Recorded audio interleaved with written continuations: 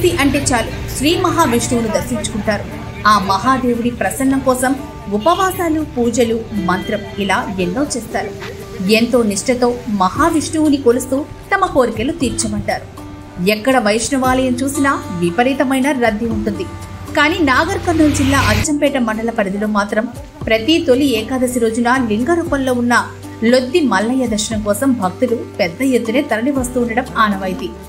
లొద్ది మల్లయ్యను తలుచుకుని ఎంతో కష్టపడి వచ్చే భక్తులు స్వామి దర్శనంతో సంతోషిస్తారు.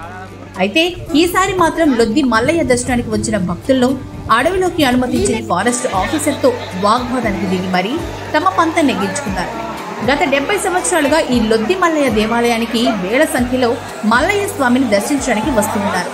కానీ ఏ రోజు కూడా మాపై ఇలాంటి ఆంక్షలు పెట్టలేదు. ప్రతి సంవత్సరం తొలి ఏకాదశి రోజున స్వామివారిని దర్శించుకోవడానికి భక్తులు వేల సంఖ్యలో వస్తూ ఉంటారు. పచ్చని చెట్లు, కొండలు, లోయల్లో సెలయేరు పారేటటువంటి జలపాతాల మధ్యలో స్వామివారి దేవాలయం అద్భుతంగా ఉంటుంది. లింగ రూపంలో స్వామివారు భక్తులకు దర్శనమిస్తారు. ఒక విధంగా చెప్పాలంటే ఈ యాత్ర అమర్నాథ్ యాత్రను తలపిస్తుంది.